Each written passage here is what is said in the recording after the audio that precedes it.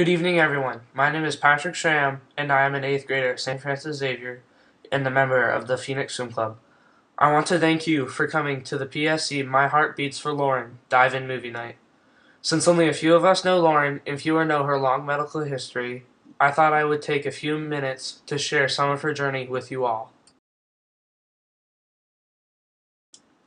Lauren was born with a heart defect called a double outlet right ventricle. She had only 3 chambers in her heart instead of 4. Babies with problems such as Lauren's are sometimes referred to as blue babies because they won't have enough oxygenated blood running through their bodies, so they tend to have a bluish color. By the time Lauren was 7 months old, her blood oxygen saturation was under 60%, where healthy people have 100% saturation.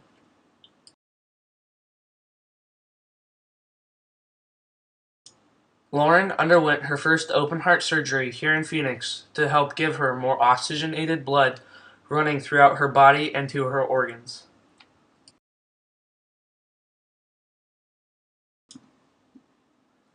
At age 3, Lauren went to Los Angeles for her second open heart surgery.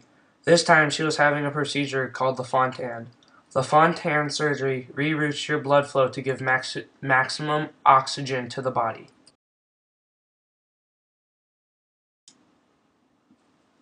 Lauren spent a month in LA and upon arriving back in Phoenix was readmitted here on Halloween for chest tube drainage.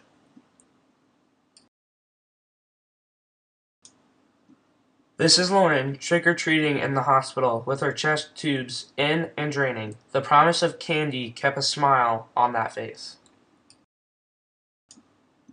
Lauren did well for a few years, but at the age of 7, the doctor said that her heartbeat was too slow. Lauren was admitted to the hospital to receive a pacemaker.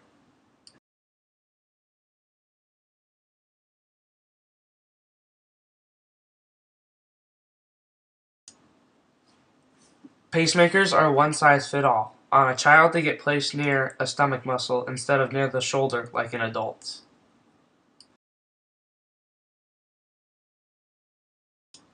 By the time Lauren was 9, it was obvious to doctors her heart was beginning to fail. Lauren was in 4th grade, and this was the year that I transferred to St. Francis and was in her class.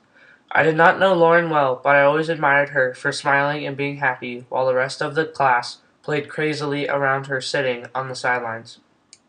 My new friend Lauren was placed on the transplant list in October of that year.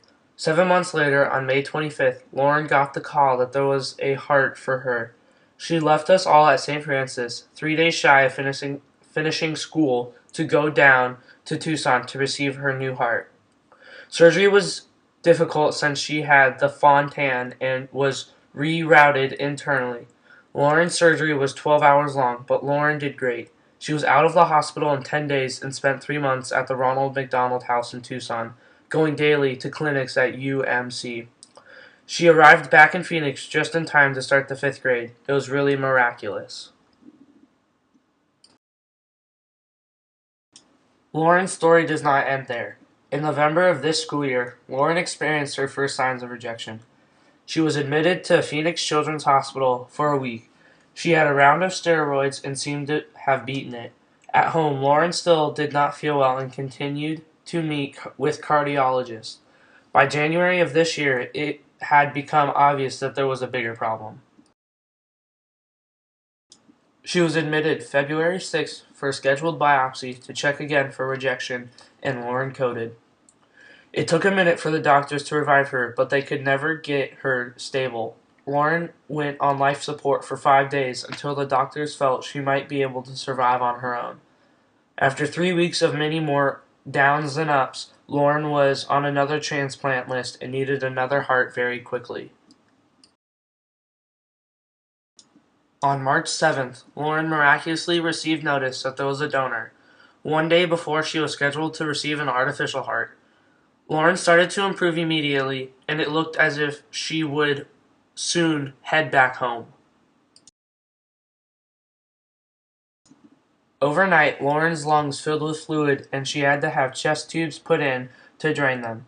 5 weeks later, the chest tubes showed no signs of slowing down, and the doctors were beginning to think she was rejecting this heart as well.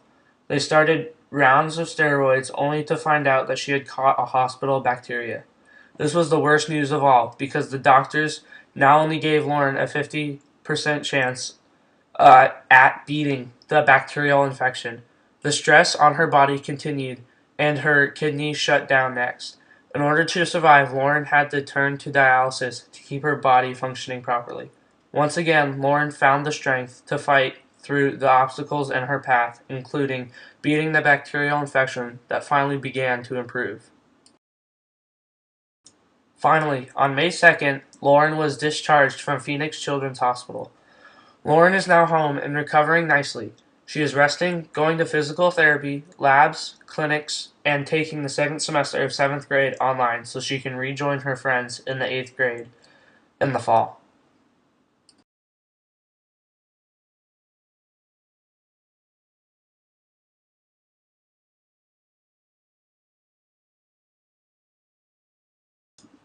Here's where we come in. Every dollar spent here tonight will go directly into Lauren's trust account at Chase Bank.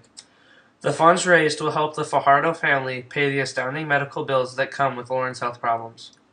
Thank you for attending our event, listening to Lauren's story, and helping this wonderful family realize how much their community cares and wants to help. Enjoy the show.